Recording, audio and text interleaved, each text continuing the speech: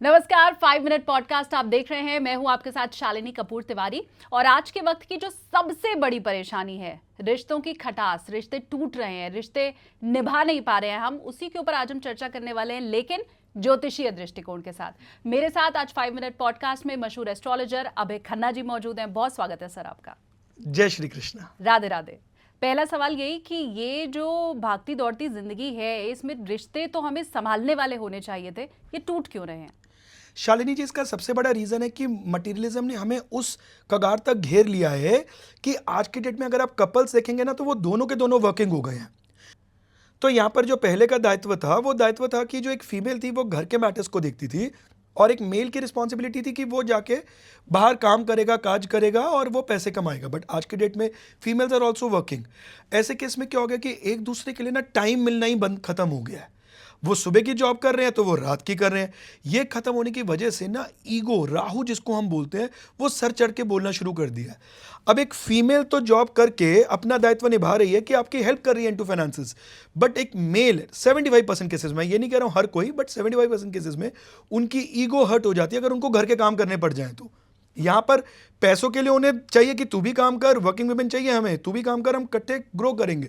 But घर के कामों में आज भी उसका सब्जेक्टिवनेस रखा जा रहा है। एक सबसे बड़ा रीज़न ये बन रहा है। दूसरा रीज़न क्या बन रहा है जी, कि हम ना अपने सोशल जो प्रेशर होता था ना पहले ज़माने में, कि भाई हमारे पेरेंट्स हैं, सोसाइटी क्या कहेगी अगर हम सेपरेट हो गए, तो वो अब बिल्कुल ख़त्म हो गया है। वो इसलिए खत्म हो गया क्योंकि न्यूक्लियर रहना स्टार्ट हो गए, हाई राइज बिल्डिंग्स बन गई हैं, साथ वाले का नहीं पता उसके घर में क्या चल रहा है, आपको नहीं पता है।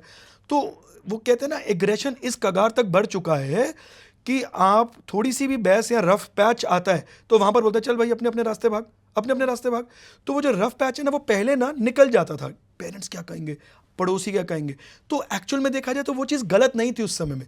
रफ पैच हर की लाइफ में आता है, उस पैच को निकालना ही हमारा काम है। कभी भी कोई भी ट्रांजिट दशा एक जैसी नहीं रह सकती है।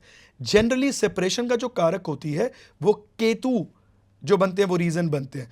वो शुक्र राहु का कंजंक्शन जो है वो एक रीजन बनते हैं, या excessive attraction towards the glamour जब हम कहते हैं ना, वो एक रीजन बनते हैं। जब मंगल और राहु कंजॉइंड हो जाए, उनकी दशा आ जाए, तो ऐसे में क्या होता है, एनर्जी, एग्रेशन ये ज्यादा बढ़ जाता है, सेपरेशन के कारण बनते हैं। तो ये इतने सारे कारण आपने जो सेपरेशन के बता दिए, वो नौबत ही ना आए क्या? इसकी कोई रेमेडी भी ज्योतिष के पास है? सबसे पहली चीज़ ये जी कि मैं तो हमेशा कहता हूँ कि रेमेडी से बेटर है कि आप उसके बीज को मत डालें।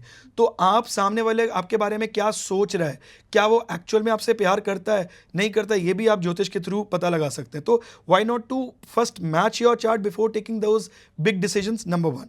और अगर आप ऐसा करना नहीं चाहते हैं, या अगर आपको लगता है कि भाई हम किसी से पूछ के तो प्यार नहीं करेंगे, बट अगर आप उतना बड़ा मेजर डिसीजन ले रहे हैं, तो आप कुंडलियाँ मैच कीजिए। मुझे लगता है this is one of the best way कि आप इसका एक नारो स्केप कर सकते हैं। और अगर आप ये नहीं कर सकते हैं, तो हर किसी के लिए एक ऐसी रेमेडी दे रहा हूँ जो 100% रिजल्ट देगी। आफ्टर एवरी 3 मंथ्स आप दोनों हस्बैंड वाइफ या कपल जो भी आप है, आप एक वेकेशन पे जाइए for 3 days without your phones, please. क्यों? क्योंकि आपको एक दूसरे के लिए समय मिलेगा। आप 3 महीने क्यों बोले? क्योंकि चौथा 4 इज राहु। तो वहीं पर ही प्रॉब्लम क्रिएट होती है, जब हर 3 महीने बाद ना, हर 3 महीने बाद आप जाइए, देखिए कोई प्रॉब्लम्स नहीं आएंगी, धीरे धीरे आप खुद ही रिजॉल्व करना स्टार्ट कर देंगे। आपने कहा मैच मेकिंग करके, कुंडली मिला के अगर शादी करें तो ये जो सेपरेशन वाली नौबत है वो काफ़ी हद तक कम हो जाएगी।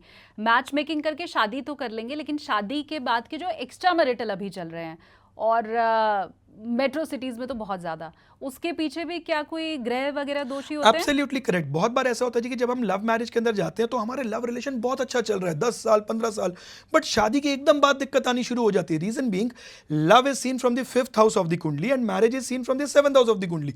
तो आपका 5th हाउस बहुत स्ट्रांग है, तो जब तक वो नेटिव आपका लवर था या थी, तब तक लाइफ वॉज लाइक मिराकुलस, वो बहुत बढ़िया चल रही थी। बट जैसे ही वो 7th हाउस बना, यानी कि पब्लिक एक्सेप्टेंस वाले हस्बैंड की श्रेणी में आया, वहां पर प्रॉब्लम क्रिएट होना स्टार्ट हो गई। तो हमें इस चीज को समझना पड़ेगा एस्ट्रोलॉजिकली कि हम एक्स्ट्रा मैरिटल्स को भी इसी बेसिस पे रोक सकते हैं। इसका एक लॉजिकल कारण भी दे देता हूं। आजकल बहुत ज्यादा एक्सपोजर हो रहा है जी टू जिम्स एंड ऑल। तो जिम में जाते हैं, कॉन्फिडेंस आता है, वहां पर नए लोग मिलते हैं, आपके अंदर फिजिकल एनर्जी बढ़ जाती है, आपकी बॉडी मेंटली नीड्स भी इंक्रीज हो जाती हैं। क्या आपने ये आपका दायित्व है, ये आपकी ड्यूटी है कि आप अपने पार्टनर को भी उसी लेवल का राइज कीजिए। अब पार्टनर क्या है, उसकी आज भी वही है, सुबह 9 बजे से रात के 9 बजे तक ऑफिस, रात के 10 बजे खाना खा रहे हैं और एसिडिटी हो रही है, तो वो आपको कहाँ मैच कर पाएंगे किसी भी चीज़ में।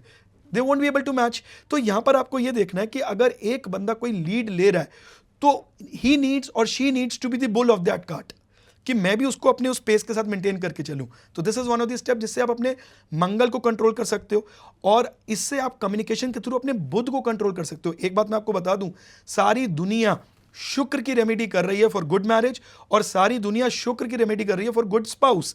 मेरा ऐसा मानना है, कुछ कुछ होता है, मूवी देखी थी प्यार दोस्ती है, तो सबसे पहले अपने बुध को ठीक कीजिए। मल्टीपल अफेयर्स मर्करी की वजह से आते हैं, कम्युनिकेशन नहीं कर पाएंगे मर्करी वीक तो पार्टनर कैसे अच्छा मिलेगा। सो मर्करी को कंट्रोल करना ज्यादा जरूरी तो रिलेशनशिप के सारे टिप्स आपको ज्योतिषीय दृष्टिकोण से 5 मिनट पॉडकास्ट में 5 मिनट के अंदर आपको मिल गए। बहुत शुक्रिया अभय जी आपका। है। राधे राधे।